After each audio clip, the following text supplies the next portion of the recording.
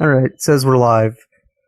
Okay, so wasn't exactly expecting to have a hangout, but I was in a chat with Polymath over just the role of U.S. involvement in the Middle East. It was actually a Facebook discussion, and needless to say, it's now turned into a hangout. So the main topic for at least the next hour is going to be specifically on U.S. policy towards Syria and Israel.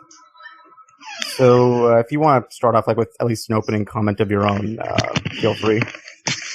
Well, I think it's pretty simple. There's no reason to replicate the Bay of Pigs invasion, the funding of the Mujahideen, and the arming of the Contras, among other imperialist ventures, in order to oust someone that you don't like. Syria is a democratic country, or Oh man. Uh, looks like you're having an issue again. really? Okay, I hear you now.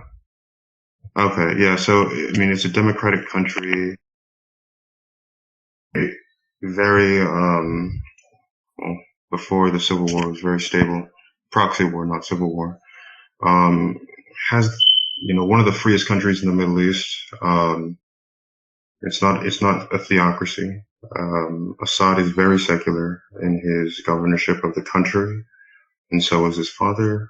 Um, it ensures the protection of religious minorities, and the only ones who hate him for his rules are really just Islamist and Salafist groups funded by Qatar and NATO powers, and among other, Sunni powers in the Middle East or anti-Shia powers in the Middle East.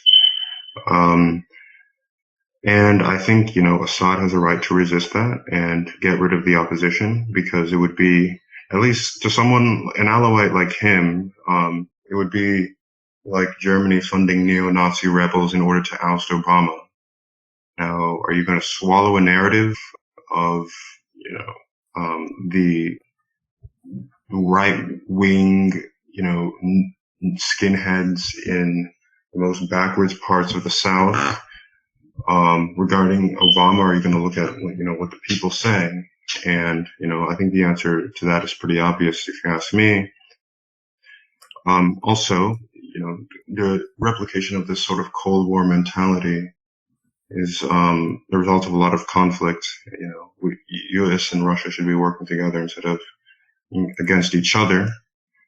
Um, but the worst part of it is that it's just unnecessary to um, be involved in that conflict in the first place. I think they should let, Russia and Iran and even Lebanon take care of it, rather than force the United States to get involved. There's no reason for the United States to be involved, because if they're not involved in our affairs, there's no reason we should be involved in theirs. These are independent countries.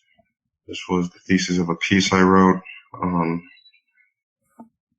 Very recently, a couple of days ago, actually, um, published a couple of days ago. Yeah. Now, regarding Israel,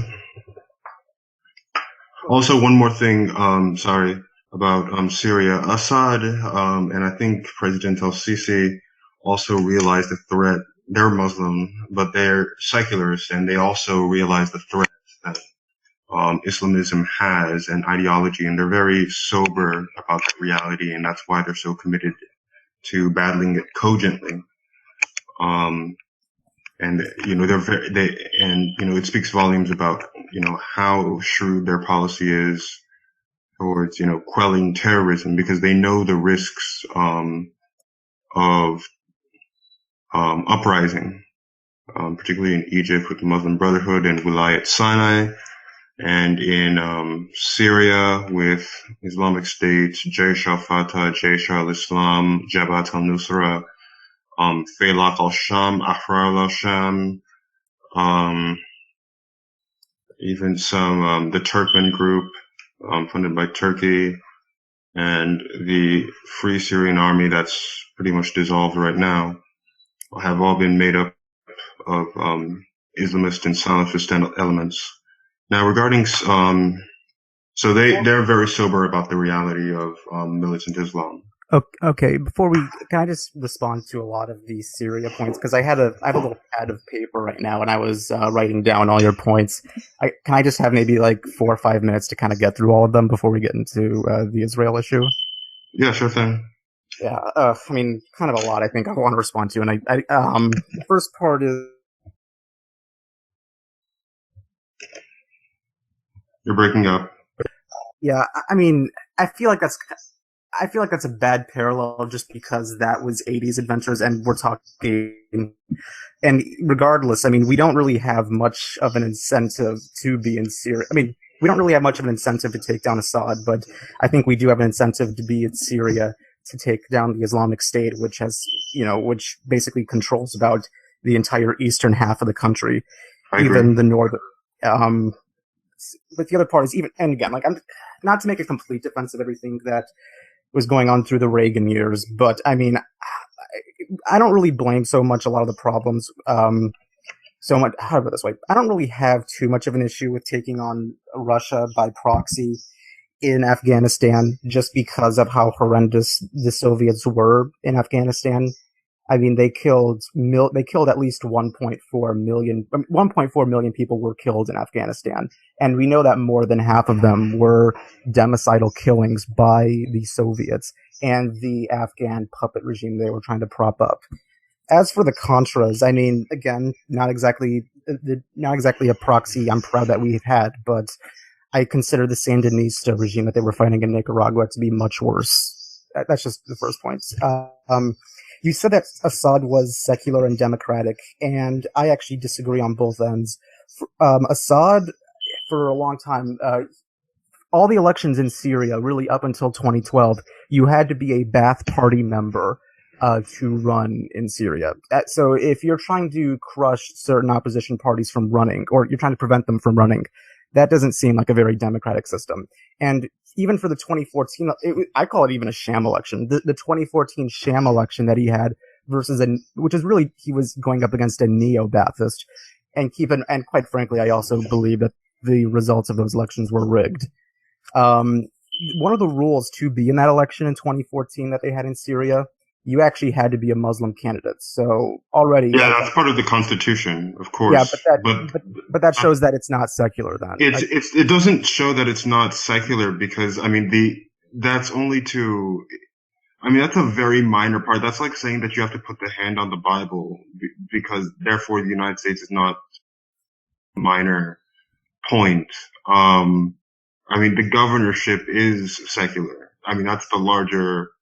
Um, I mean the Ba'ath Party in Syria at least was started by a Christian, Michel Aflaq, and these within the way it's represented itself in Syria for certain political reasons is that you have to be a Muslim, but I mean that doesn't particularly mean that it's a theocracy. I mean to conflate that at least with something like Iran or not even Iran, like Bahrain or Qatar or what's the other one? Oman is ridiculous. I mean it's lumping all together. But continue, yeah. all right. You said, because again, I have like 4 or 5 more points I really want to get to. You talked about him being a protector of minorities. I think that's true to an extent, but I think there's a lot of missing background context to that. Like for the most part, I find Assad to be the biggest provoker of the civil war because his strategy, I think, from day one has been to ignite the flames of war by going after Sunni communities because he knows that's going to make it easier for jihadists to recruit, and that puts the minorities in danger. And then Assad can come back and say, "Well, hey, guess what? I'm the only person who can actually protect you." I mean, I view that, quite frankly, as hostage holding. I mean, as far as I'm concerned. You said that we have to not consider this in a Cold War mentality. I agree, but I don't view our conflict with Russia really as something in the Cold War. You know, my issue with Russia isn't so much the fact that they are part of the former Soviet Union.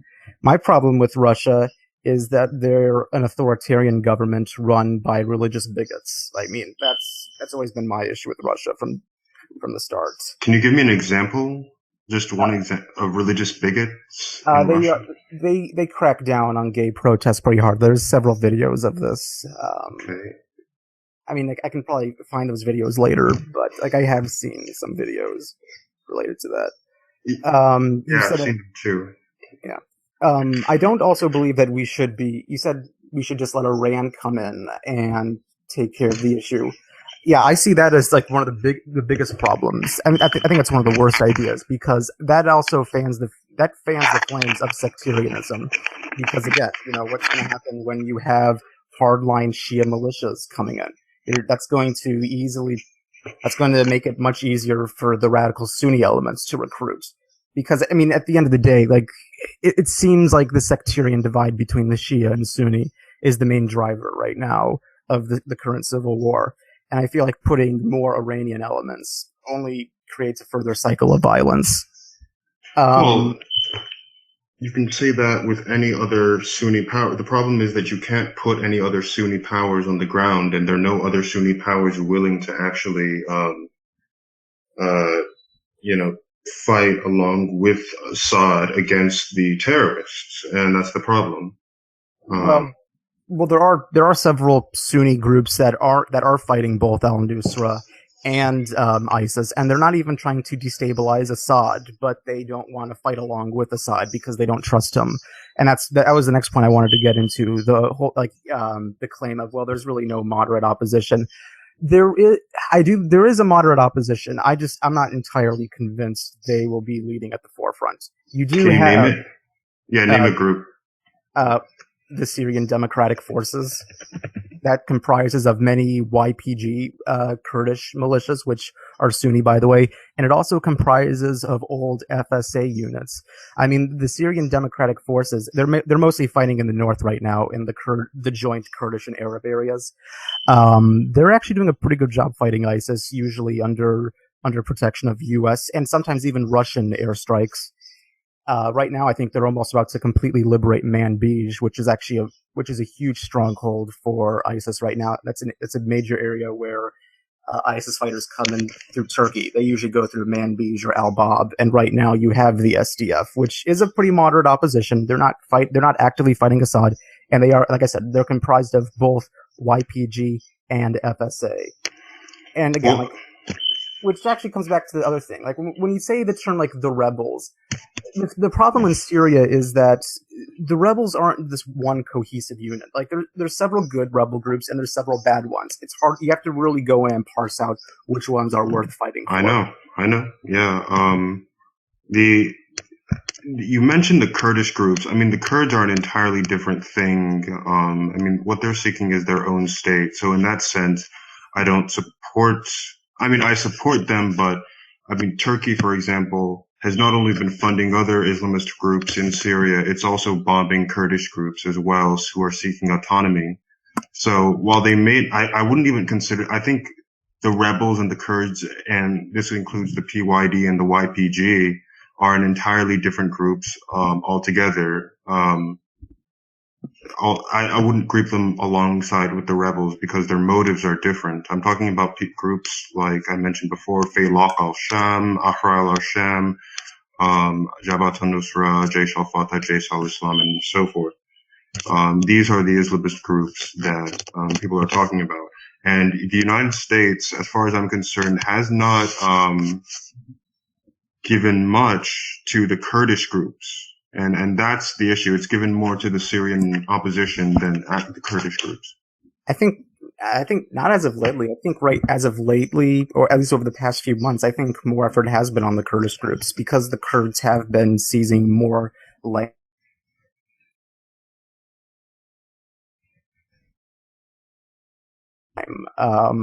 ISIS used to control a lot more territory around the time of last year in Oh yeah. northern Syria, And now and they've shrunk.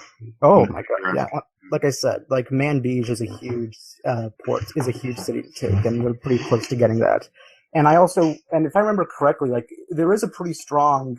You try to sort of downplay rebel involvements within the Syrian Democratic Forces. I'm not sure if that's entirely fair because I've actually looked at the numbers and I'll be honest, like this is kind of a Wikipedia number, so it might not be the best. But I think from what I'm reading, the Syrian Democratic Forces, I think, comprise of 80,000 members, in which I think 30,000 are Arab. So and I think the other 50,000 are Kurdish. So there is a pretty heavy involvement of both sides here, and they do seem to be working pretty, and they seem to be pretty unified, and they do seem to be working towards a common goal.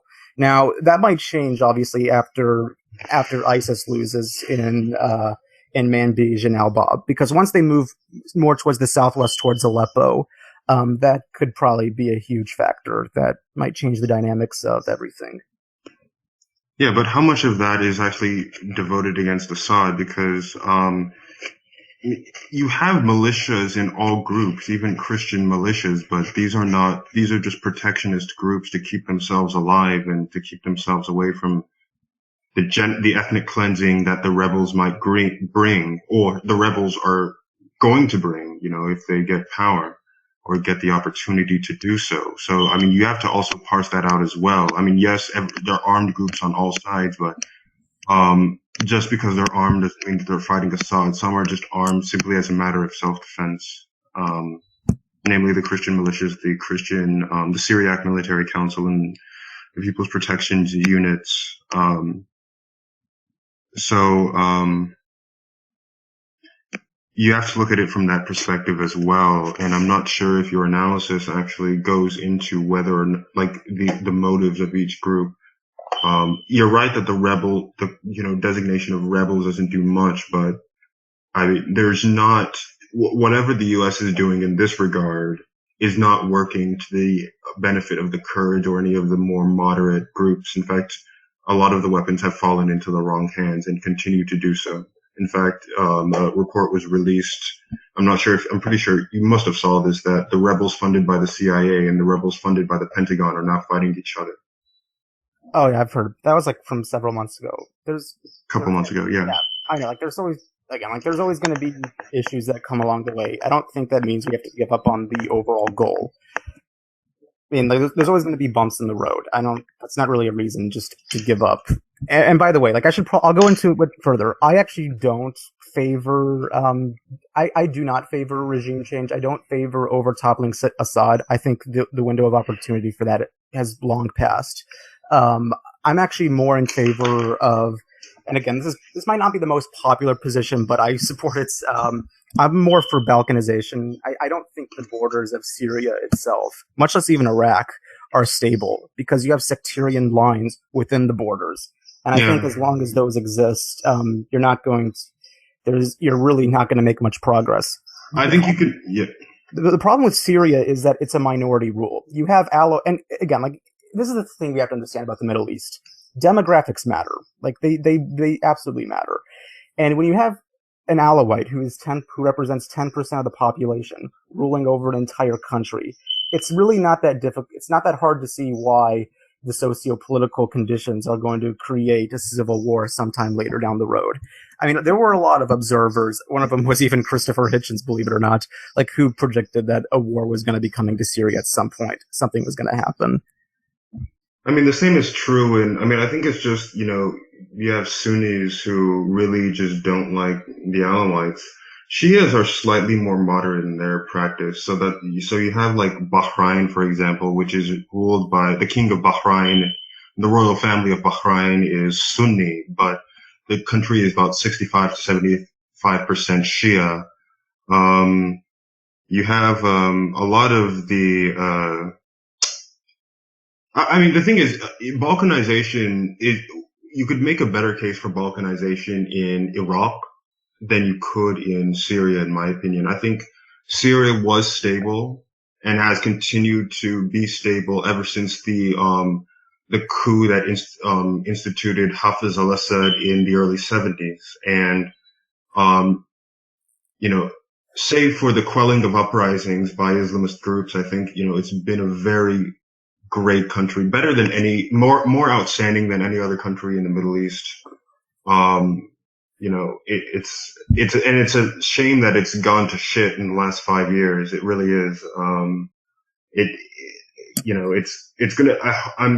I hope it's gonna be rebuilt, but it's just so unfortunate that these circumstances have befallen what was like an amazing country, and continues to be so. The vice president of Syria is a woman, Naja Attar. You know, women aren't forced to cover up necessarily. Very nice. You know, Christians and Muslims pray together in the Umayyad Mosque, the third holiest site in Islam, and the place over which I believe it is John the Baptist is buried. A lot of very religious minorities get together a lot. It's just the exception of a radical few. Well, unfortunately, it's not a radical few. It's pretty significant proportion of the population who want to kill him and oust him. And, that's an unfortunate set of circumstances. Lebanon is also, I mean, if you want to balkanize Iraq, you also have to balkanize Lebanon because, Lebanon is, 1/3 Christian, about 1/3 Sunni and 1/3 Shiite. And, they've had, they have, conflict, but it's balanced out by the equal representation in the Lebanese government. So it's not ruled necessarily by a dictator, and the president is a Christian. So, I mean, it would be sad if that, set of circumstances were to happen to Syria. So I don't think you need to necessarily balkanize, Syria.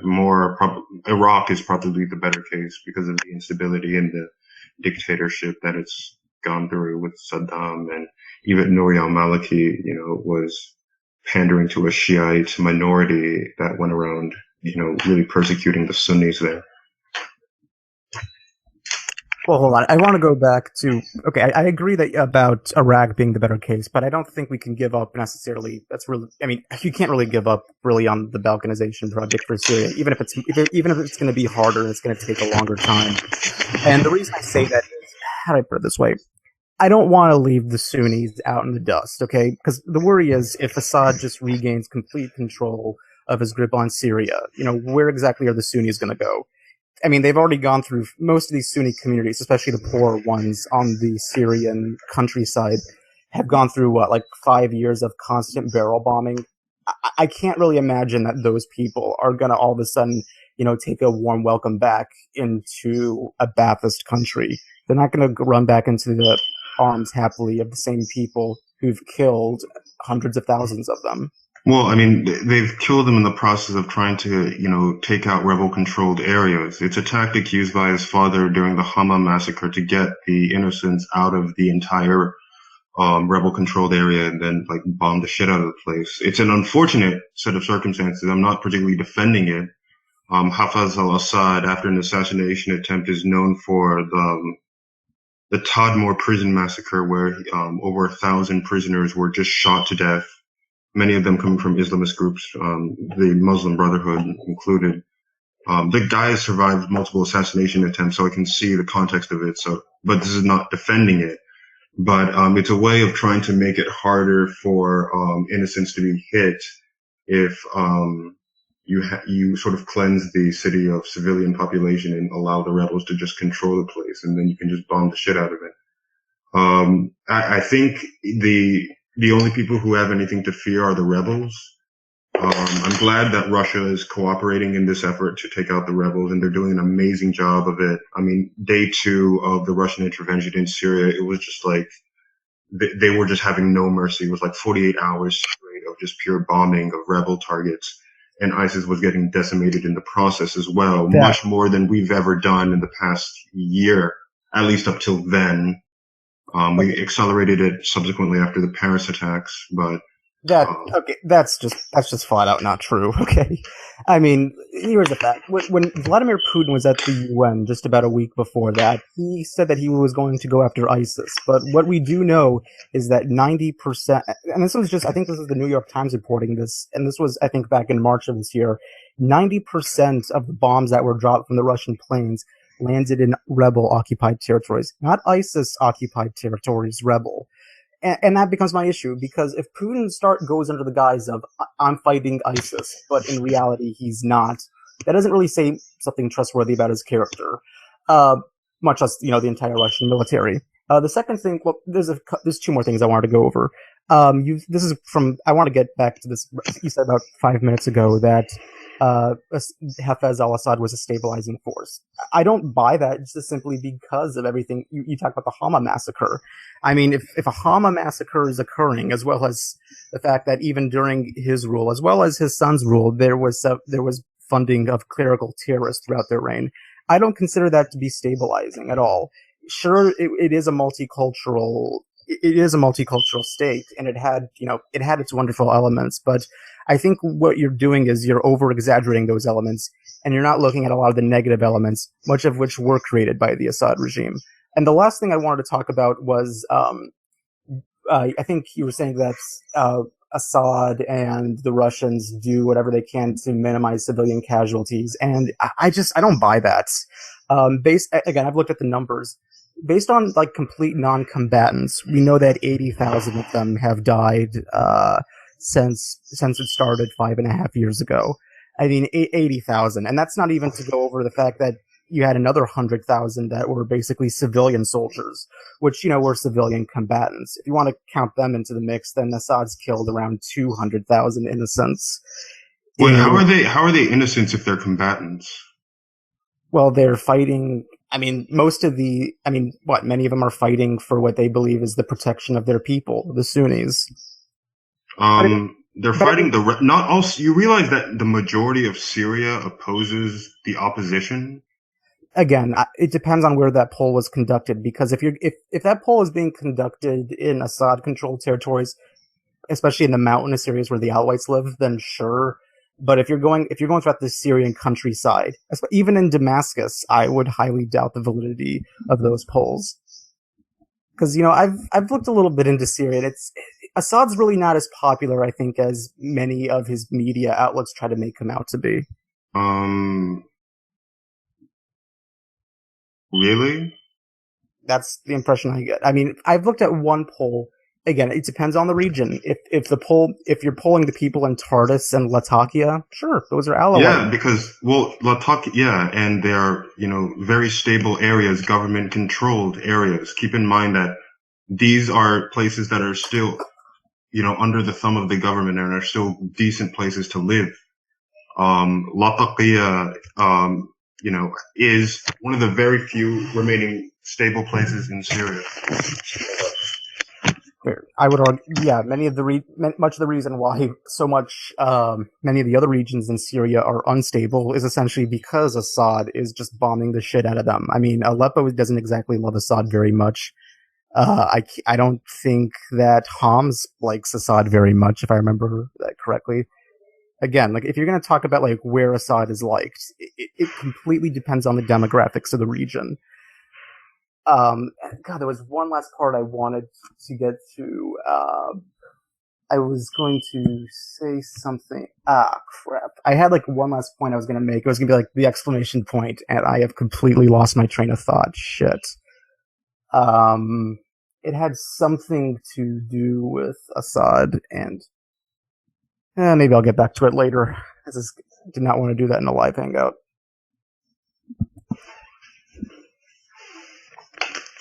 If you want to make any other points about, I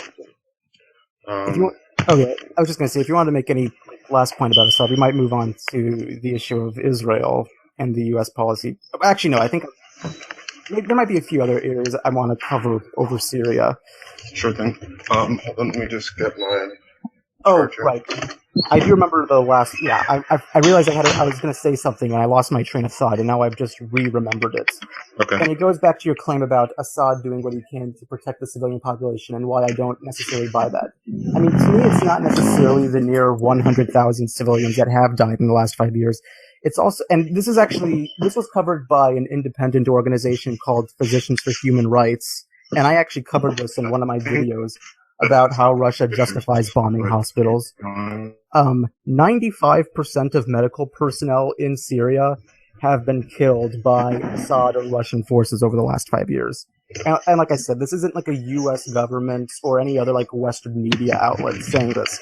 This is an independent organization called Physicians for Human Rights, and they actually have a Nobel Peace Prize. Yeah, it's a U.S. base thing. So your claim was that uh,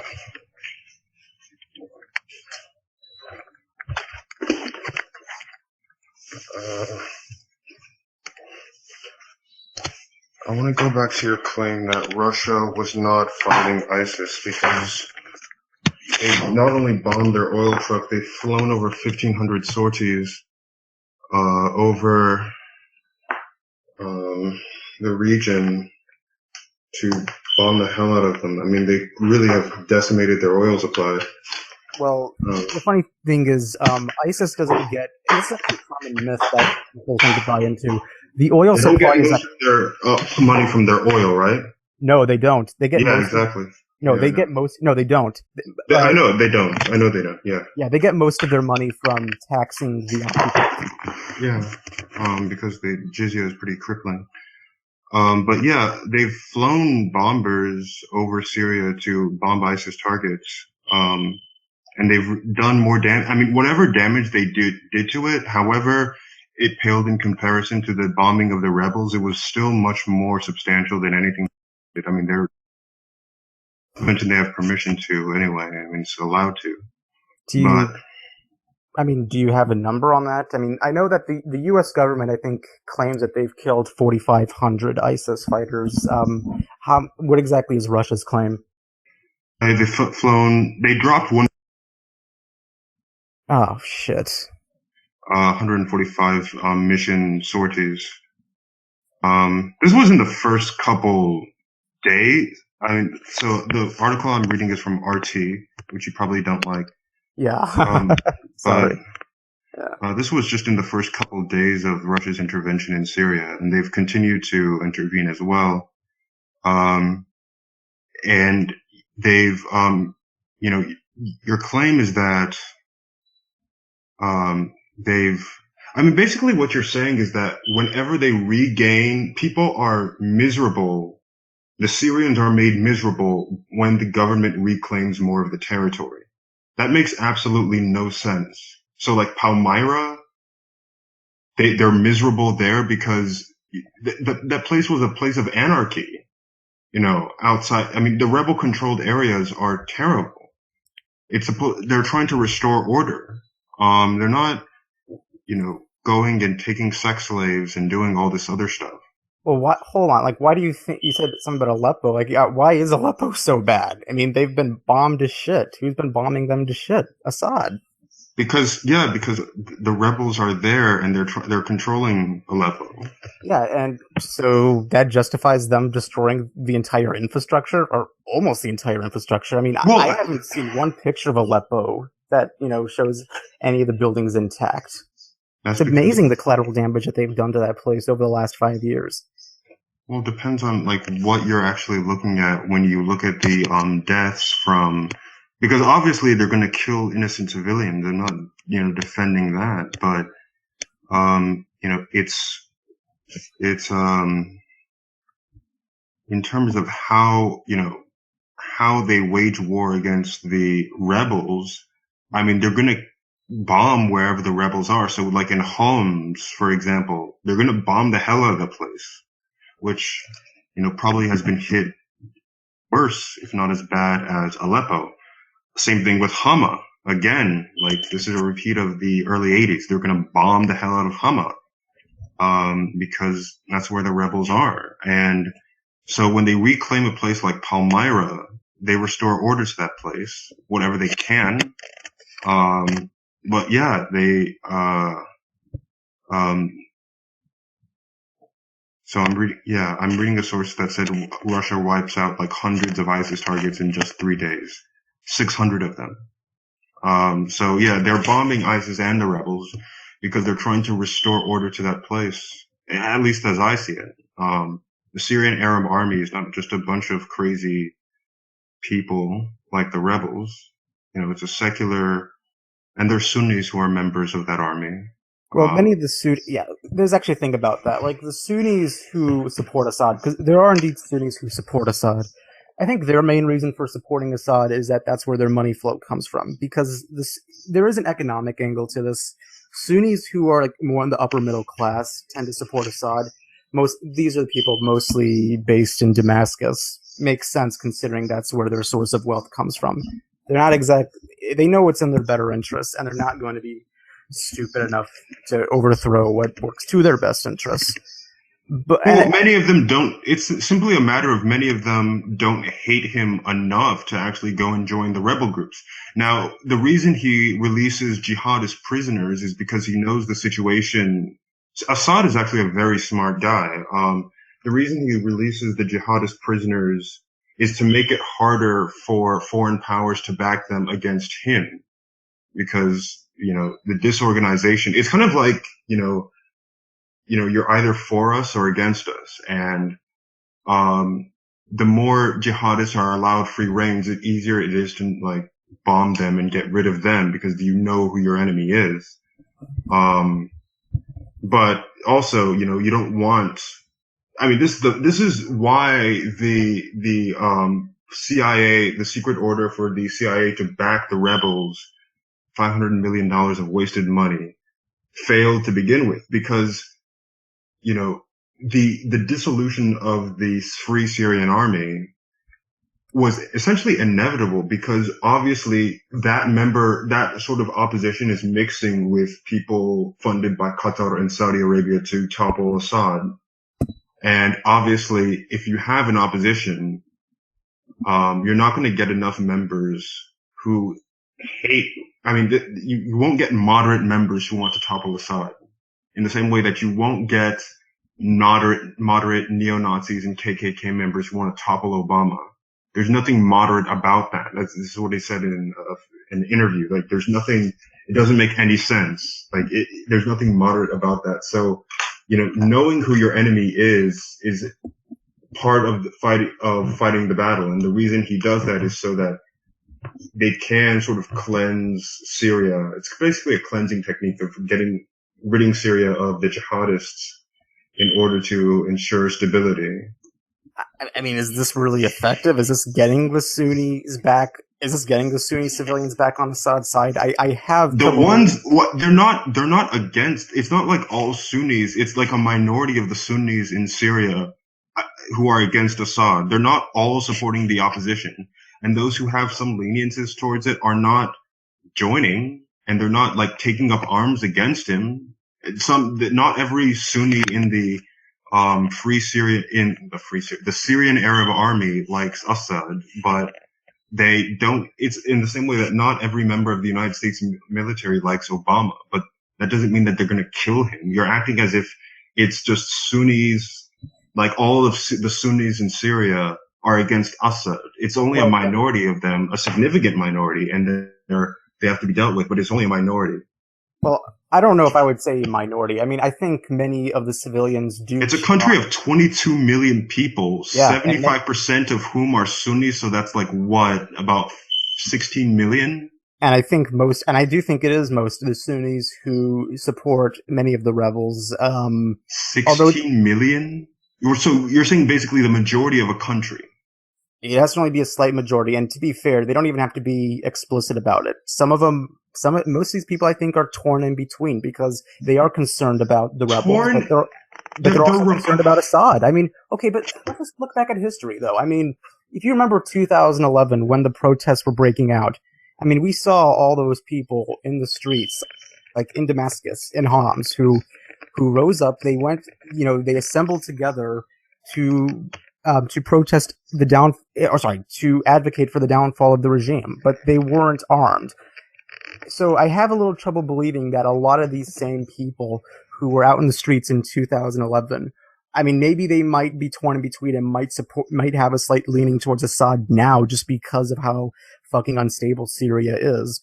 But I don't think that necessarily means they're ready to completely get behind Bashar al-Assad if they have a previous history of protesting against him. The opposition was kind of armed from the beginning in Syria. The whole notion that it was just kind of like a peaceful protests who wanted to just go and do regime change or whatever, like the Muslim Brotherhood did in Egypt, is not true. This whole notion, because they thought Obama and Erdogan thought that it was going to be like the Arab Spring in Syria, but that's just not what happened. Um, There and were, but there were like tens of thousands of people there. Like, I have a really hard time believing that these tens of thousands of people that we saw on the streets of Damascus, Homs, and Aleppo, all, like, the majority of them wanted some kind of Muslim Brotherhood-like government. I have a really hard time they believing. wanted reforms. They didn't want Islamism, but it was only and Assad um, instituted those reforms later on. But it's not as if it was only those who shot back wanted um, were the more hardcore opposition. They were not like the moderate people. I mean, there were people who definitely wanted reforms and were dissatisfied with, the rule of Assad in, um, um, in, um, where did these, Damascus, the protests in Damascus and the protests in, Latakia. But it wasn't as if they wanted, separatism. So the people who say that it was just a peaceful protest, I mean, yeah, they wanted reforms, but those who are now engaged in belligerent violence, violence is belligerent, but those who are engaged in violence, those who are armed now, are not those who are merely seeking reforms. Um, this is mostly this is another Islamist uprising. And you can see this in how they almost, so for example, you cited the New York Times like a couple, like 15 minutes ago about how you're reading the New York Times, something, there was a lot of deep propaganda about what's going on in Syria. One of the rebel commanders, Zahran Alyush, of I think it was Jaish al-Islam, the Army of Islam, a known Salafist group, openly praised bin Laden and was involved in the genocide of Kurds and Christians in in in Latakia, I think. I don't think they're FSA, though.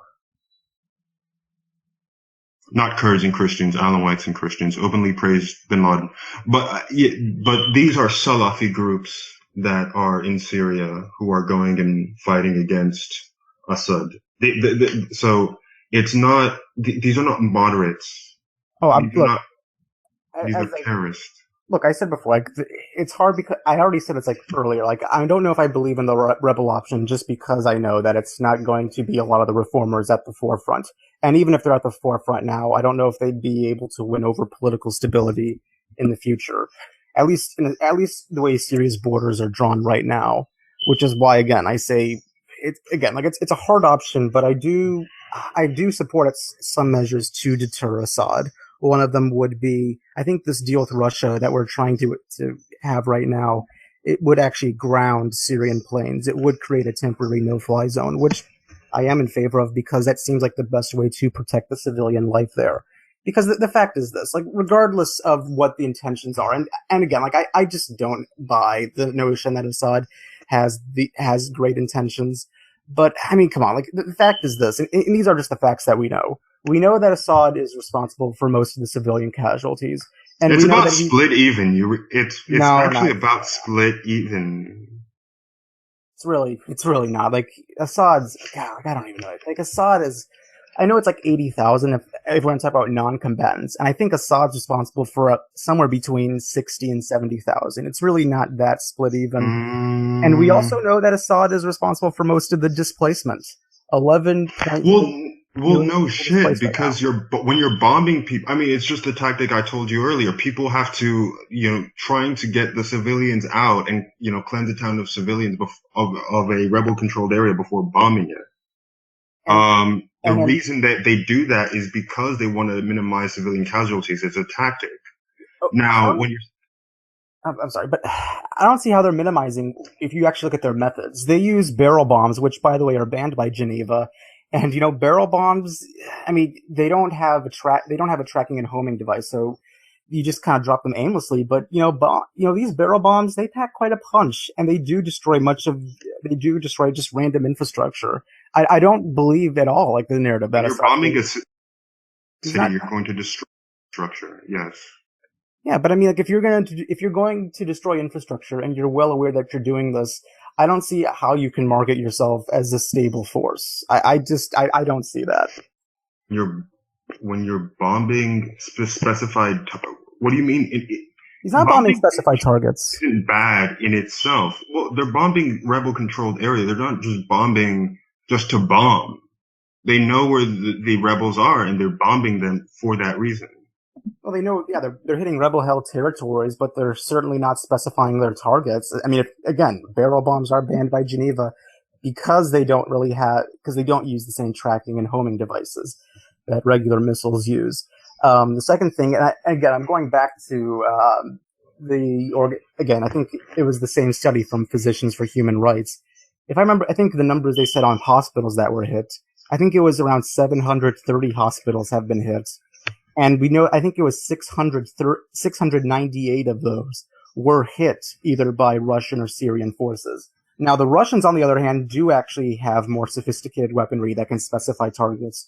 So for the Russians, they haven't even been in Syria for a year, and they've already hit around 24 hospitals. So I don't see I don't think I don't think they're taking all the necessary precautions to protect civilians if those are the numbers that they're producing. So Actually, I've read that those hospitals. You better be careful where you get your information from, because the claims of Russia just targeting hospitals in Syria is like has actually been shown. It's been shown that a lot of the rebels have actually framed Russia in targeting hospitals in rebel-controlled areas. I They've don't hit the hospitals themselves. I don't know how widespread that is. I mean, again, based on the best objective analysis I could find, it does seem like either way, the majority is still done by the Syrian forces. I've actually even done a video on. It was a video I made about a couple weeks ago on how Russia. And I actually took a clip from RT in which they were actually trying to They were actually trying to excuse themselves from bombing a hospital by suggesting that the hospital they hit actually didn't exist. And they provided photographs to show that the hospital was still intact. The problem was that the photo that they produced wasn't the same photo of the hospital that was hit. So they were trying to they produced a fake photo to absolve themselves from their actions. And even then, like, even if you're going to argue that I mean, again, like, I don't really think there's a good argument to suggest that Russia isn't taking all the necessary precautions to prevent hospital bombings. I think it was it was back in February. I think it was in one day back in February, there were 4 hospitals in rebel-held territories that were hit in just one day. Now, I mean, Yeah, I saw that. yeah, if 4 hospitals are hit in one day, and these weren't even like 4 adjacent hospitals. These were 4 hospitals that were in pretty far proximity to one another. I mean, if that happens in one day, like you know it's not an accident. You know it's not an accident at that point. Well, I'm not defending. I mean, even if I'm not saying that the Assad government or Russia's partnership is entirely innocent. What I'm saying is that it's the better art. I think by looking at what's going on, I think the better argument would be to leave Syria back to Assad and Russia, and with the help of Iran and even Lebanon, because it's barely a country right now. There's no need for the U.S. to get involved, and whatever our intentions were, it doesn't pan out given the current situation on the ground. This is why, this is just another episode of the Bay of Pigs invasion, where you tried to find groups to oust. In this case, it was Fidel Castro. And it's another case of Islamist uprising where you oust a secular dictator in quotes, and you have a power vacuum. I mean, we can go over. I mean, again, I also disagree to some extent, even on the history of ousting secular dictators. I mean, if you're going to talk about Saddam Hussein, he wasn't exactly as secular as he made himself out to be, and I can probably provide a I can probably provide you some information on why I think that later. But I mean, again, I think we're kind of coming to the point of the end of Syria. We can move on because I know we wanted to talk about the U.S. foreign policy towards Israel as well. Hmm. Um, and again, like I know it got a little heated a few times, but it's fine. I'll just Yeah. if you want to make like any last closing thought on Syria, like right now, I'll give you like a couple of minutes, or do you just want to move to Israel right now?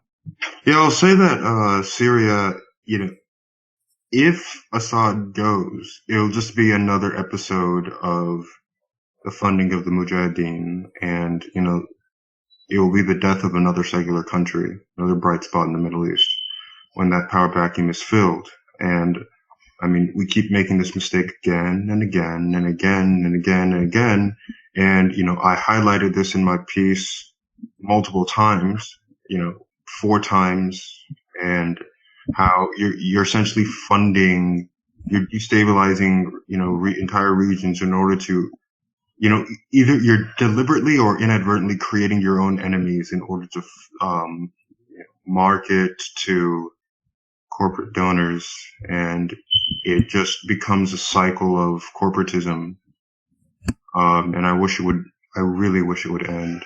I Uh, don't. There's really no resources. I mean, there's really not very many inexpensive resources in Syria. I don't see. And I think that's probably, sadly, that might be the reason why we're half-assing our entire operations in Syria, as far as I know.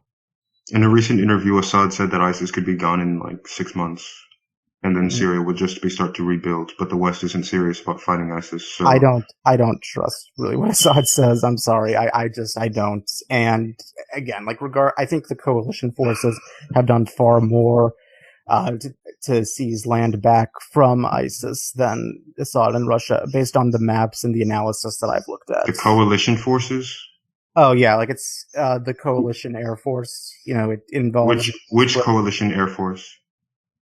U.S., Britain, a few others, because it's like a NATO. It includes NATO and a few other countries. I mean, NATO is the one who's like backing this very thing in the first place. I mean, we're talking about the army is the one that does the rightful seizing back of land, and what we do is just bomb ISIS, and then Russia bombs ISIS and the rebels, and Iran funds Hezbollah to bomb ISIS, to fight ISIS. I think they have boots on the ground, and that's what's going on. Um, but he says that Russia is really doing much more to actually, protect Syria than the U.S. But the devil's in the details of that, and we'll see about that. Who's right when the war ends. Just based off like the information I know, because I know that based on some reporting, the amount of civilians that have been killed by Russian airstrikes is around 2,000. By U.S. airstrike, it's like a few hundred. So, I mean, to some extent, I heavily just disagree with that. I view a lot of that as just Russian propaganda, probably a little bit of Iranian propaganda as well. But you're right. We'll see where we'll see where the cards play out in the next few months. All right. Uh, yeah. So, I mean, yeah, again, probably a lot of disagreement here, but whatever. I'll let the viewers decide who made the better points. Okay, so obviously, again, like I knew Israel's kind of a more interesting topic because I Yep. think it's the country I probably know the most about in the Middle East just because of its very interesting and very tumultuous history. Like I said, like right now I'm actually reading a book on the Six-Day War, which is also a very interesting affair, both really within Cold War politics as well as just the region itself.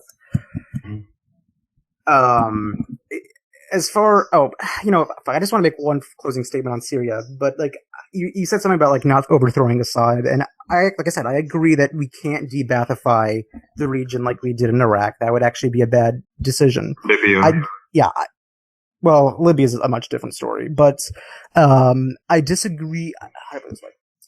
What I want to see, like I said, ultimately is a balkanized Syria. I want to see it divided into two states, west and an east, because I don't really think at this point Syria is ever going to be the same afterward. I don't really see it's going to be a long time before there's healing between the Shia and the Sunni and the Christian communities. So the best thing I think is, for one, there to be in eastern Syria, mostly for the Sunni population that's been insanely displaced by everything the Assad regime has done.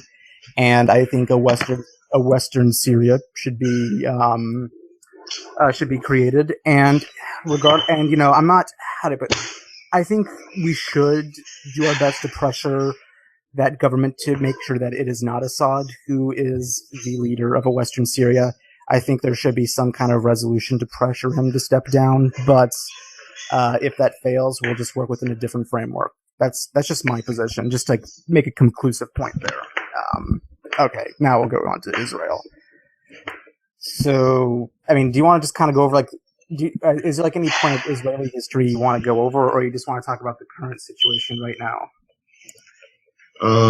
Well, I mean, we can just start from the very beginning. I mean, 700,000 people taken from their homes. You have a bunch of massacres. Deir Yassin, pretty much planned out, like the series of campaigns to get rid of the Palestinians, and then, I mean, that's just all the background. 6 Day War.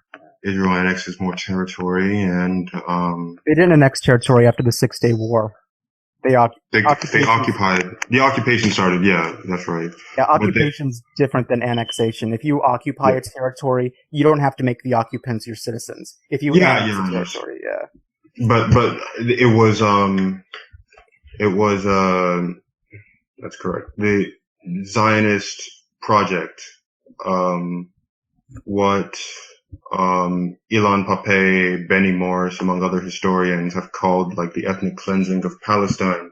I don't think Benny Morris agrees with the ethnic cleansing hypothesis. I remember the planned daylight, because there is some debate over that. I Many know argue. Ilan Pape does. I know Elon Pepe. Benny Morris, I do not believe does. And Benny Morris, I think, has done the best job going over the 1948 war.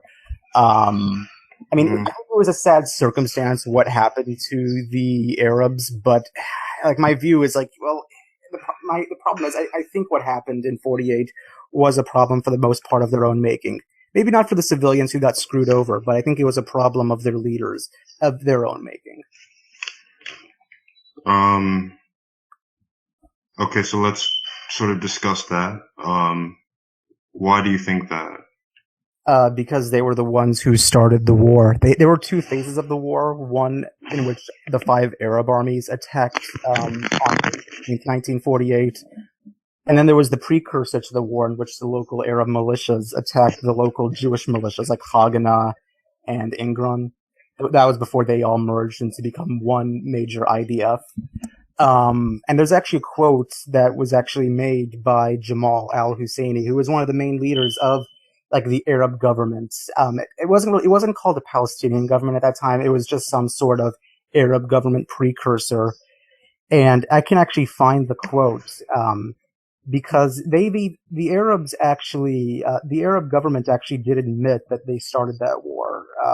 And they Well, started. yeah, it was response to what they said would happen if they won, if the state was created, because they didn't want a Palestinian state there to begin with. Um, what they wanted was, I mean, they didn't want a new state to be created because they knew it would be the ethnic cleansing or whatever you call it, the neo-colonial project, the subsequent statehood.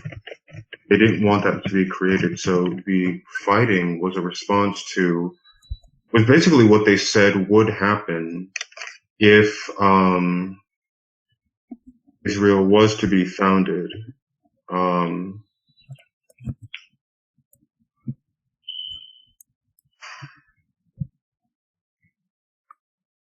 and the fact that the Palestinians didn't have a national sense of identity, I don't see that because I think it was Newt Gingrich in a 2012 debate made this argument like the Palestinians are a made up people. I mean, technically everybody is a made up people. We're talking about whether or not the people who existed prior to a certain set of conditions have a right to their own independence and have, a right to, return to their homes. It's entirely irrelevant. They were considered Ottoman citizens until the dissolution of the Ottoman Empire. Um, but it doesn't matter because they requested, independence to be, given that sort of independence. So whether or not they have a national identity, I mean, is neither here nor there. We're talking about whether or not people have a right to their own independence as a population. So But it seems like the best way to attain independence is to have a state of your own, which they were granted in the 47. Because they didn't have a state prior to 47. okay, and And neither did the Jewish community. I thought, it seemed like, well, even before 47, there was actually the Peel Commission partition plan of 37 that would have given the Arabs a state, and it would have given them. that's like saying that like people in Florida don't have a national identity, and therefore, that justifies their expulsion. Like if some other group just came into invaded Florida and say, well, these people in Florida don't have a national identity, they don't have a unique language.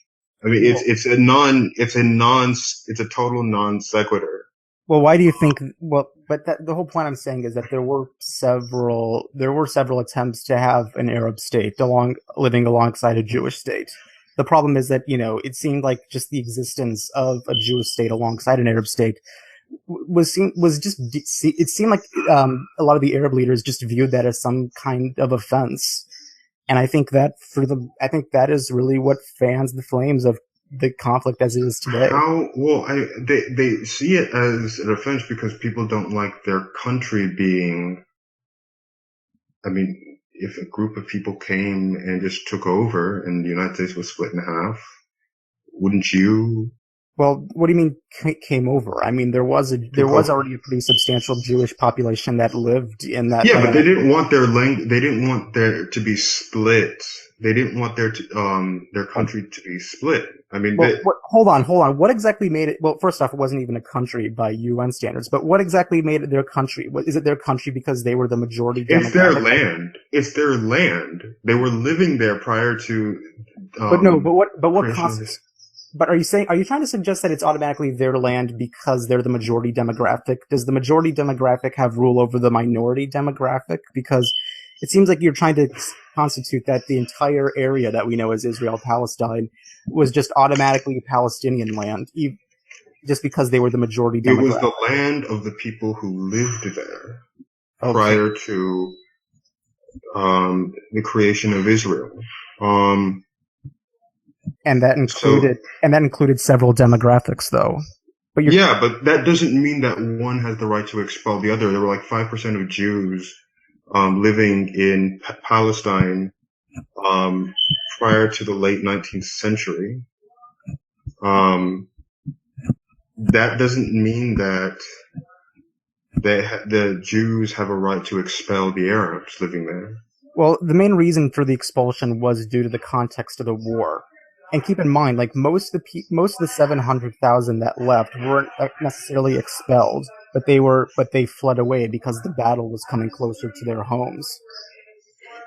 No, but what we're talking about is whether or not, I mean, do Arabs or people living there, because we're talking about the Ashkenazim and other Jewish groups I don't know how you call them, who came to Israel at the time, from Europe, do the denizens of what is today Palestine have a right to resist the settlement? Because that's what that war was. It was a resistance of the Jewish settlement. They were opposing Jewish settlement. Um, so it doesn't have to be, the de-Arabization of Palestine was started with the creation of Israel. And Actually, that, well, the demographics were changing really around the early 1900s when there was increased Jewish immigration to the area. That was but it actually was still immigration. mostly Arab, though. It was still mostly Arab. That's the presence of Jews in Palestine has no bearing on whether or not the Jews have a right to expel the Palestinians, hands down. But the Period. main reason they started the war was due to the presence of Jews, though. That's my point. It was due to the presence of Jewish settlement, It was due to the presence of Jewish settlement that constituted the de-Arabization it of didn't Palestine. it didn't necessarily mean the de-Arabization. I mean, they could have not started that war, and things could have been far different today. They could have not start. They could have. I mean, keep in mind, both partition plans, the major ones, the Peel Commission Plan of 37, which actually gave the Arabs 80% of what was known as mandatory Palestine, of the British mandate of But Palestine. did they get 80%? They could have. They said the Arab leadership under Haj bin al Husseini, the Grand Mufti, said no to the deal. But who wouldn't say no to the deal given the circumstances? People don't. I mean, it's their land. It means it constitutes their expulsion. So No, it wouldn't. No. It wouldn't have necessarily meant their expulsion. They could have accepted the fact that there could have been two states for two peoples who, and not started the war. Simply, two states for who? Two states for who? Which two peoples? Two states, one for Jews, one for Arabs. Which Jews? The ones that were already there? Sure. But the whole point I'm saying is that the ones that were already there? Yeah, I'm saying we could have had a scenario where both states existed and there could have been no 48 war because you're not understanding. The ones that were already there were already living there. The Jews that had already came there. Those aren't the Jews that we have in Israel, at least not entirely. They came from Europe. Sort of depends. Like there are I don't know the full demographics. I think the majority of Jews are Ashkenazi. No, I don't think they're. I think the majority of them do have ancestors.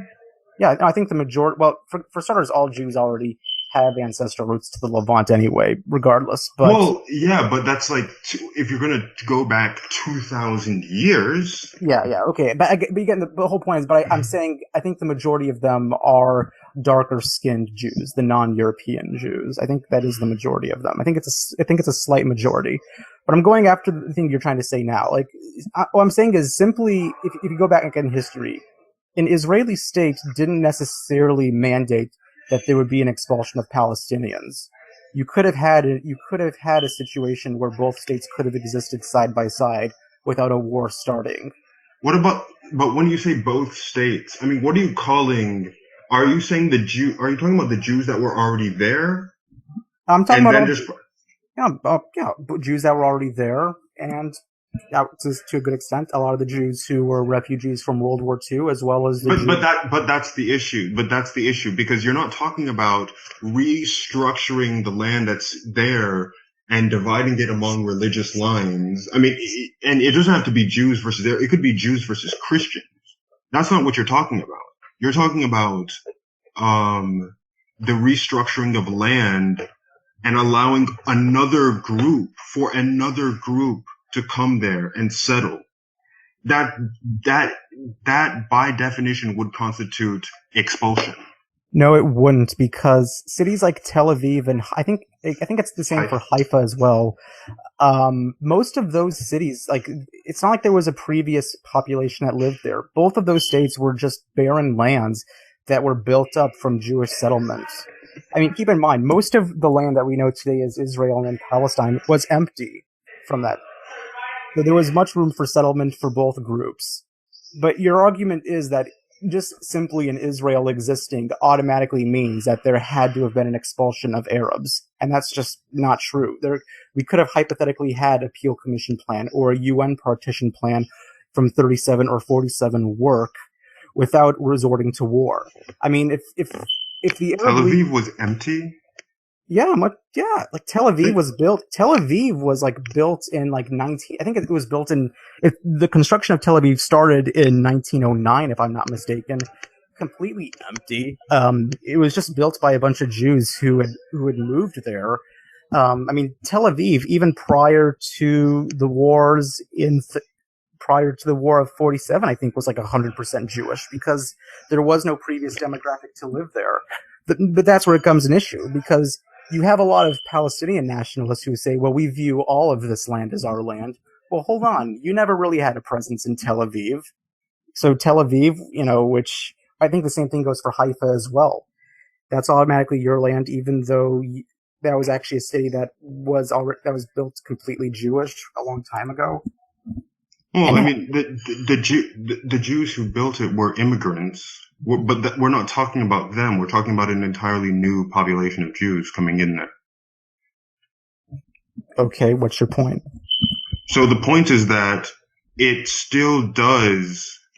Um, Oh shit! Hold on. You have I swear to God, I didn't mute you.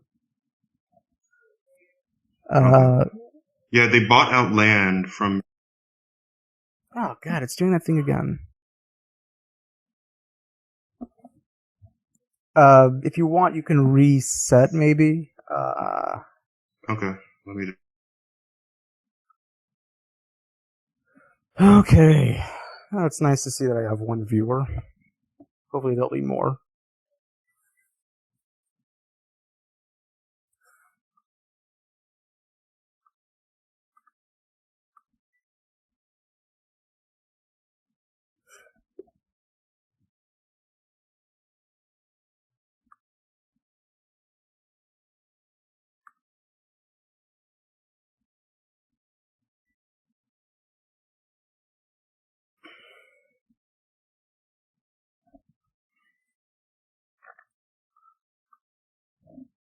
Do, do, do.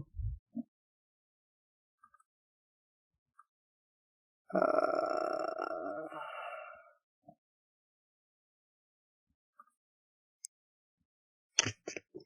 oh, back? Yep, I'm back. Yeah, alright. Yeah, you're talking about, okay, so you're going over the part where Jewish immigrants are buying off land, or buying off property in the 1920s and 1930s. Yeah, I mean, I don't think that the fact that they bought out that land doesn't constitute the fact, it doesn't entail the fact that they have the right to displace the Palestinians. So, them buying Haifa is not tantamount to displacement, but the creation of Israel, a country, not just a city, not just Tel Aviv or Haifa, would. I don't think and I disagree with that premise completely. Like I said, there was really no rational reason for. How much of the land was barren for them to for them to settle? Are you talking about an entire country or buying out lots of land? Well, well, I don't. I'm sorry. Can you repeat that? Because I'm kind of How confused. much land was barren? Because you're saying that they bought Oh, out lots of a lot land. of. Oh, pretty much almost the entire. I mean, pretty much everything that's not. I mean, granted, it's different today because of modern irrigation technology, but I mean, much of that. I mean, it's the fucking Levant, man. I mean, it's always had a history of being barren. The Negev Desert, the hilly parts of what we now know as the West Bank. I mean, that's a shit land. Very little resources, very hard for a population to settle on. But that doesn't. We're talking about whether or not that. So then, why did the expulsion of 700,000 Palestinians happen? Oh, If the expul again, and I disagree. Again, like when we talk about the term expulsion, I wouldn't agree that 700,000 were expelled. I would argue that maybe a couple 100,000 at most. The majority of the people of the 700,000 Arabs who fled the area left because of the fear of the war. And there was about another 100,000 who were incited by their leaders to leave the land fear of what aspect of the war?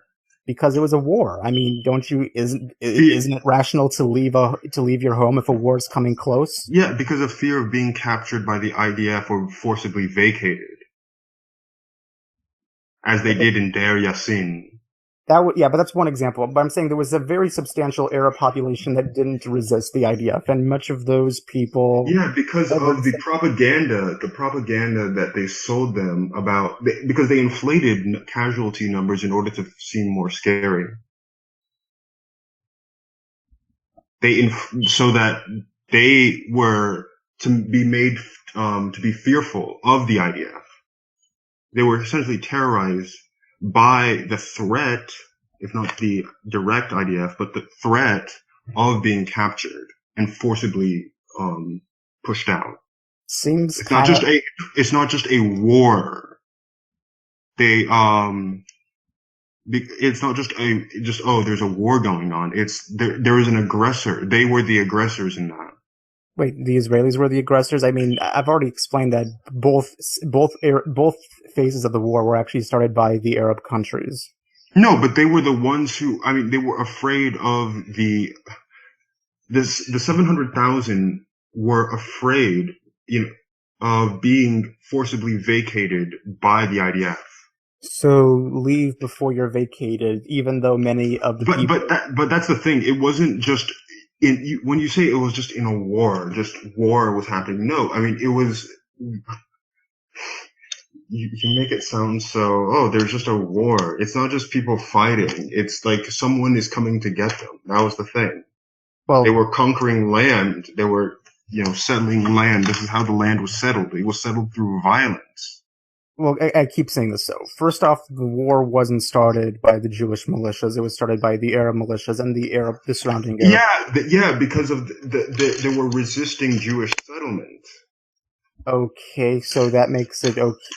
First off, I don't, again, like much of the settlement was on barren land. I mean, at worst, you can say it altered the demographics, but I don't see how that's any justification to start a full scale war.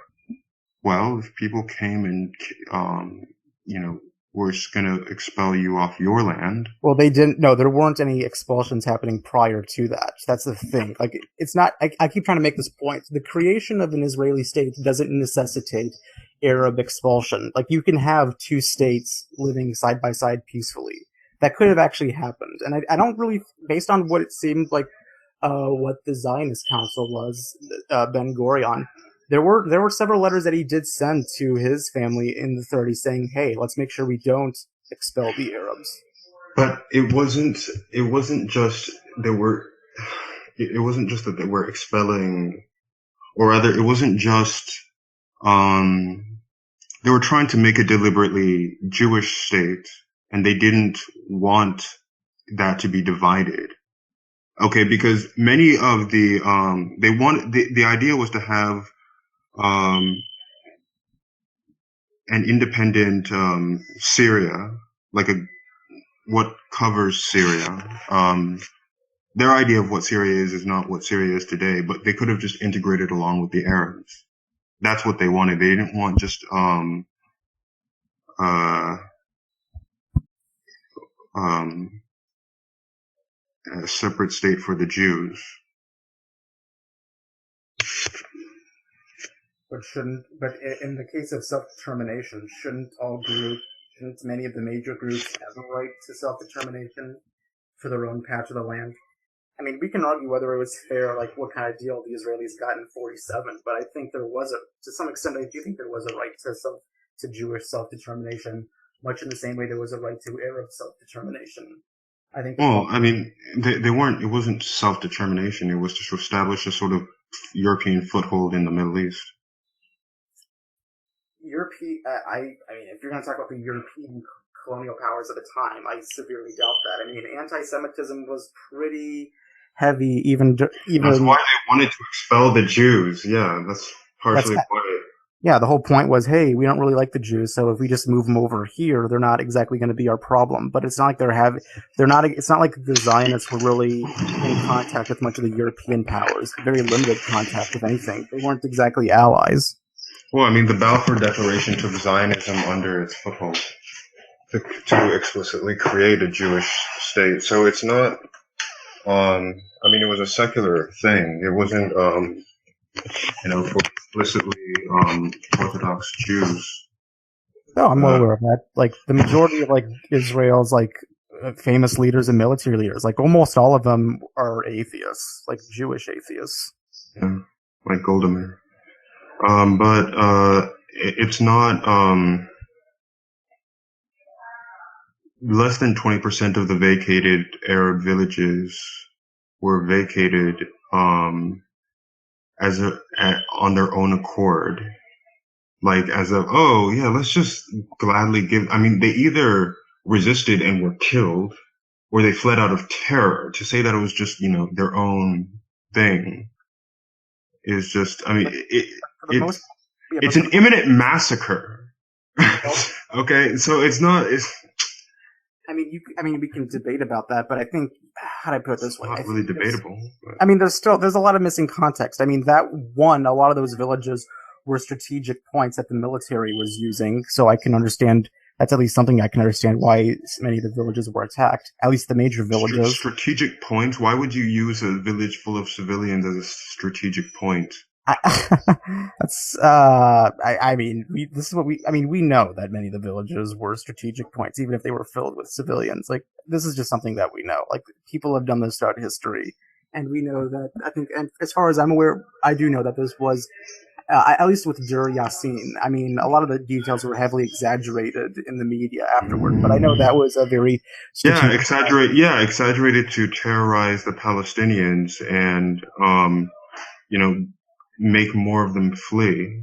That was the issue. They deliberately exaggerated it. No, what I'm saying is that there were a lot of Arab propagandists who were actually trying to exaggerate the details in order to incite the five Arab armies that attacked them a month later. And by Oh, the okay, way, fine. like from what I've know, I think even Ben Gurion condemned the Deir Yassin massacre, if I remember that correctly.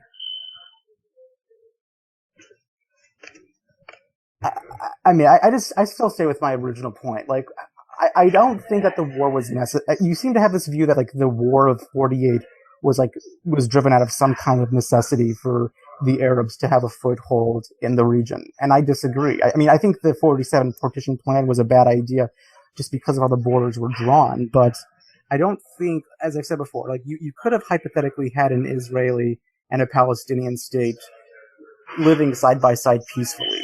Like, I don't think the intention of the state of Israel was to automatically expand and drive out everybody else. It kind of was, and it kind of still is, But I mean, especially under the settlements, if it continued was, occupation and settlements. but I mean, if that was their intention, then why didn't they start the wars? I mean, if they're not the ones really starting the wars of '48, I would actually argue they weren't. I would argue that it was the Egyptians who were mostly responsible for '67, and we know that they didn't start the war of '73. So, I mean, if those are the three major wars Israel's been in, and they're not the ones to initiate the fighting, I don't really know how we hold on to the idea that the whole point of Zionism is to drive everybody out. I think the whole point of the Israeli state from the '40s was just to have their own land. I don't think they really had any intention to drive anybody out. And even letters from Ben Gurion suggest that this wasn't the intention. But that's the material. The material effect is driving people out. That's the material effect of that contention. Well, the material, I mean, sure, there was an effect, but I mean, was the effect the intention to begin with? Yeah, there was an unfortunate effect of 700,000 Arabs who were effectively driven off. Was that really, do I think that's what Ben Gurion and many of the other Zionists wanted from the get go? I'm not exactly convinced of that. And if it was, and if the whole point is cleansing, then why is it that the Arab populations have increased pretty well, not just Oh in my Greater Israel, gosh. but it's also increased in the West Bank and in Oh Gaza? my God. So basically,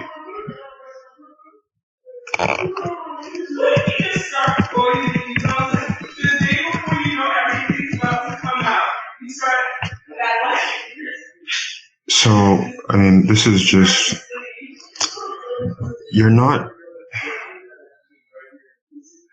you, you this whole claim, and it drives me crazy. Um,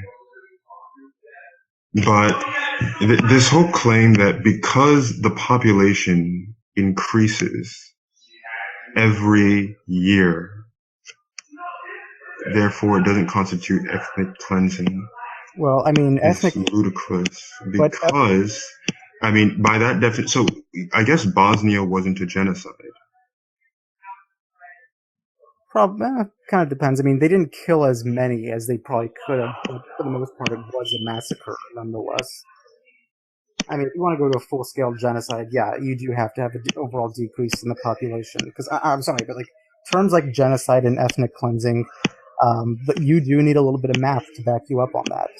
That is a mathematical claim. You realize that, Radovan Karadzic, who faced The Hague in March of this year, was charged with genocide and other crimes against humanity Wait, for the Bosnian genocide. So he okay. was charged in The Hague with genocide, right? He was called the architect of ethnic cleansing because he drove them out, the Bosniaks, out to create enclaves that are exclusively Serb. So, by that definition, he didn't commit a genocide or ethnic cleansing because the population of Bosniaks is in the 8 millions and it continues to grow. I guess if we're going to talk about a particular region of Bosnia, then sure, but the entire state of Bosnia, then no. So sure, if we're going to talk about a specific region, like certain villages, it seems like cleansing was the effect. We haven't really established whether it was the initial intention.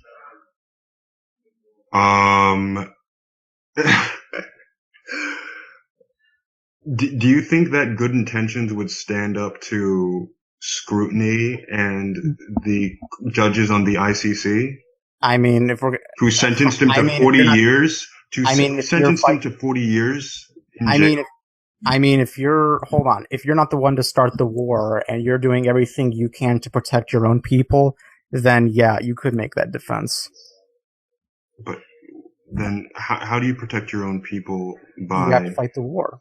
No, but how do you protect your own people by building enclaves that are exclusively... it's basically... It's not Zionism here, but it's like some sort of racial ideology that wants to have supremacy of an ethnic group that lives within its country over others. I don't see how that isn't ethnic cleansing. I don't exactly follow. Are the Arab citizens of Israel really are they really given a different set of rights than the Jewish citizens? Are the Palestinians treated well when their homes are torn down to build enclaves that are exclusively Jewish? Orthodox Jews living in Brooklyn? Wait, you say Brooklyn? For Orthodox Jews, any Orthodox Jews from anyone. Because people come to Israel for, Orthodox Jews do come to Israel for religious reasons. Yeah, I hate Orthodox Judaism. Let me just start off there. If I'm going to talk about Israel, I tend to like a lot of the secular Jewish population as well as the more moderately religious. But as far as ultra Orthodox Judaism goes, yeah, I'm heavily against their interests.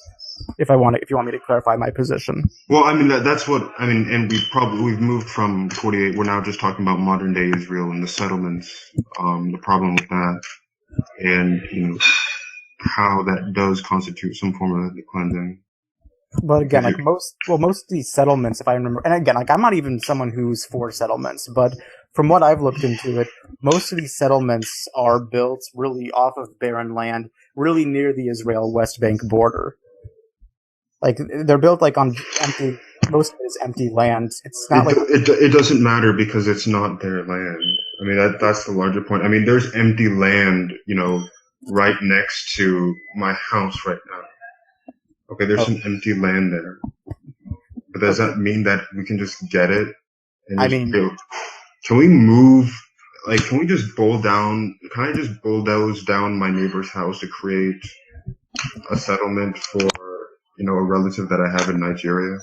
What I'm saying is that literally what I'm saying is the vast majority of the settlements are built on land that was empty beforehand. It's not there's this widespread tearing down of other Palestinian villages. Most of the Palestinian homes that are torn down within Area C of the Oslo Accords are either terrorist homes.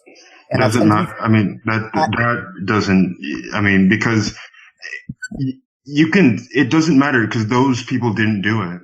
By the way, yeah, I'm not necessarily favoring that.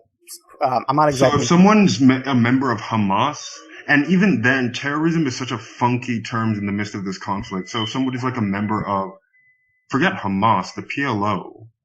So they get to their family's house is fair game for demolition. I'm not suggesting that. I'm just explaining the situation. I'm not necessarily defending it. I mean, like I think I'm doing exactly what you were doing with Assad in Syria. Like you're trying to explain the situation, but then you're not exactly defending it. So you're trying to explain the full context. This is not what Assad Netanyahu is no Assad. Okay. Yeah, he's better than Assad. Okay, I'm sorry. Um, no. I mean, Netanyahu. Say what you want about Netanyahu, and I got a lot to say about him, but he actually is a real democratically elected leader. Just saying. Um, I mean, I mean, Assad. democratically, I Assad mean, is also democratically elected by the Syrian people. I mean, I'm going based off of numbers too, man. Like Assad's killed like what 80,000, and Netanyahu at most you can blame him for 2,000, and even then, like a lot of those deaths, are essentially due to human shielding by Hamas. But it's not occurring in the same context. That's why body count doesn't matter. Well, Um, I mean, you can add context to it, but I think at the end of the day, body count does have a very big effect on ethical judgments.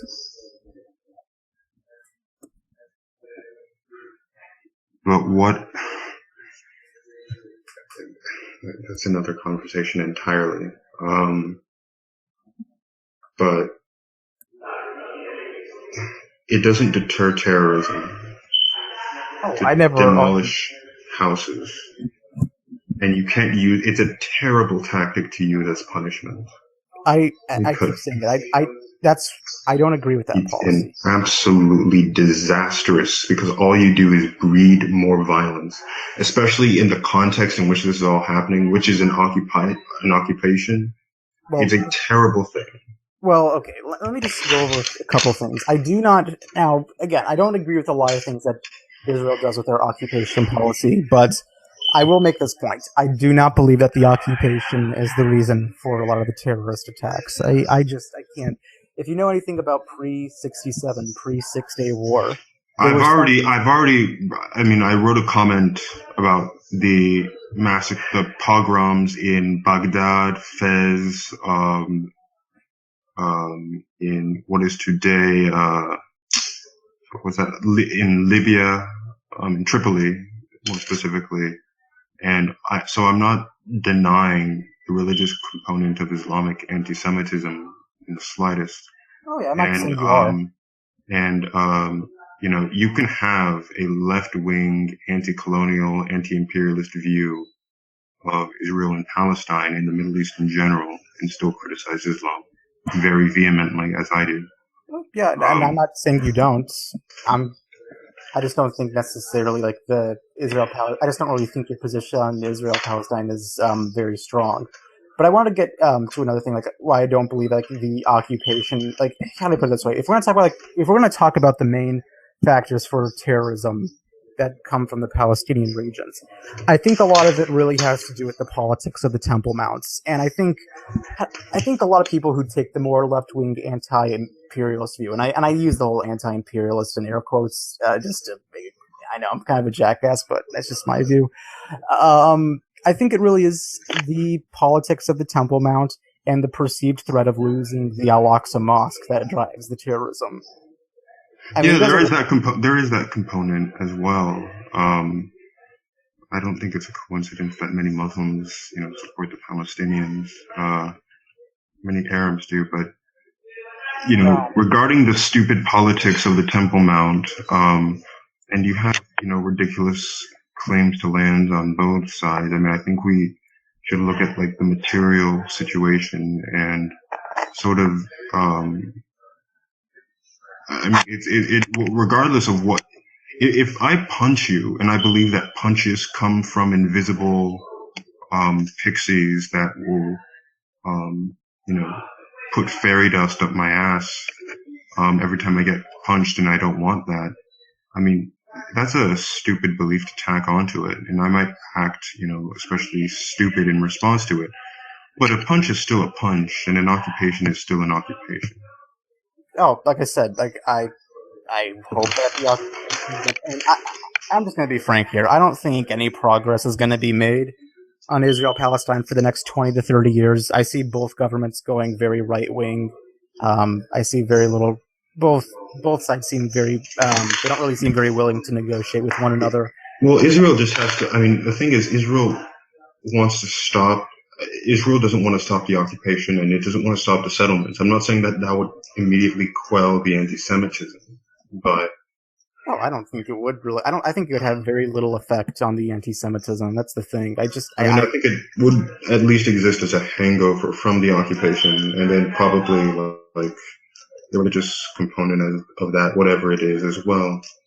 But if Israel wants peace, and I have to go soon, Oh, okay. it We can should wrap up. try to make those strides. It should try to make those strides in order to stop I mean, antagonizing its neighbors and join Palestine in the International Criminal Court instead of being chicken.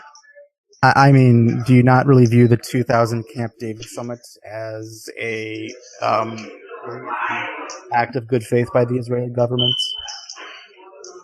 I mean, it depends on what did they accomplish specifically. Oh, I'm not informed on that. that was one of the last things Bill Clinton wanted to do during his presidency. The goal was to establish a two-state solution that was between Arafat and Ehud Barak. It didn't work out, needless to say. And then shortly afterward, the Second Intifada took off, which kind of fucked up. That's like ever since the Second Intifada. It's really been bad. Tensions have been extremely high. That's why, that's why the fence now exists along the West Bank because of the Intifada. Yeah, and then Israel apologists always say that they pulled out of Gaza in '05, but they continue to build settlements. That's the problem. But the whole point is they did pull out of Gaza. But you would think pulling out of Gaza in '05, would have settled the tensions. But well, I mean, it wouldn't. But you instigate the tensions when you build settlements. There are over 500,000 Jewish settlers. I didn't even know. I was watching Mehdi Hassan, whom I love and despise for different reasons at times. I'm talking to Norman Finkelstein, whom you should also read. I love Norman Finkelstein. He said there were 500,000 Jewish settlers. And he said that, there was this deal that came up recently that they would maintain 60% of them. And then if Israel stopped the occupation and they would they would agree to a solution where they got rid of only 40% of the settlers and quit the occupation. And Israel disagreed with it. I mean, that I would just say get all of those people out of there. I don't like it. It depends on the settlers. I'm not exactly a big fan of the racism of the Israeli settlers is just insane. And then, the terrorism with which they maintain their settlements, where they terrorize Palestinian children who pass by, is just unconscionable. Like I said, I'm not necessarily a big fan of the settlers, but it depends on who. I mean, the major reason why I don't see how to put it this way, and I'm not a fan of Israeli settlements, but in the West Bank.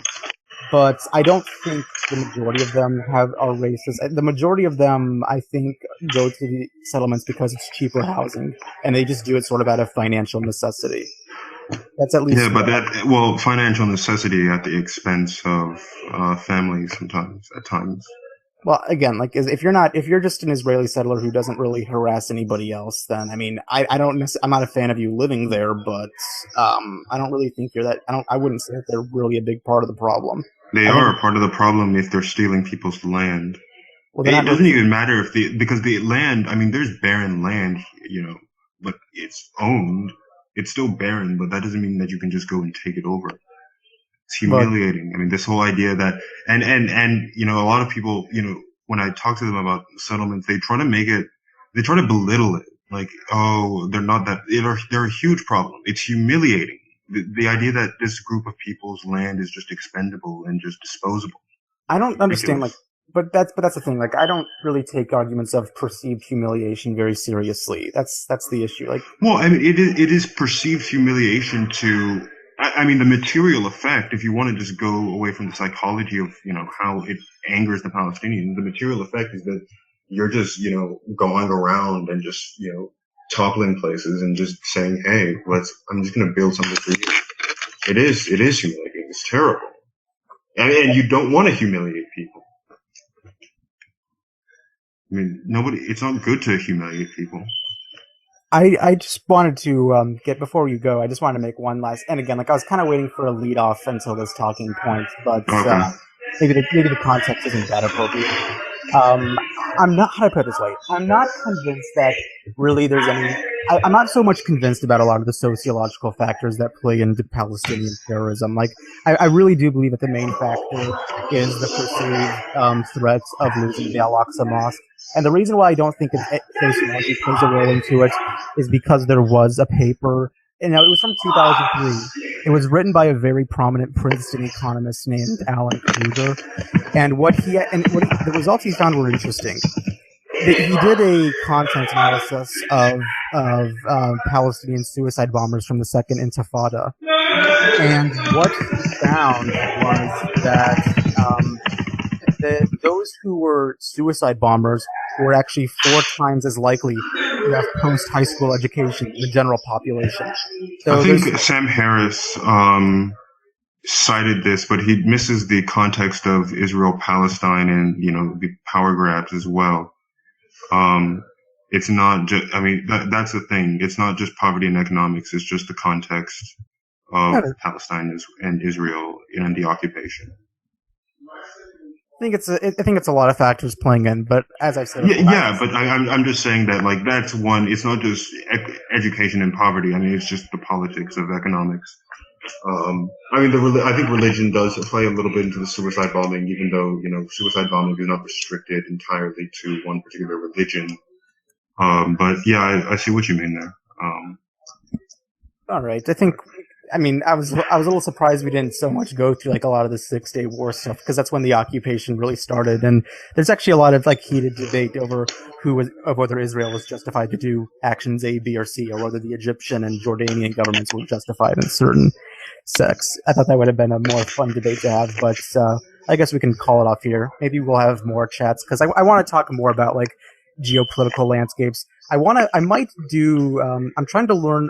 I'm in maybe a few months. Like I want to brush up on my history of Africa and Southeast Asia because I feel like those are going to be more interesting geopolitical areas over the next maybe 5 to 10 years. So yeah, maybe we can do another hangout. But I think we made.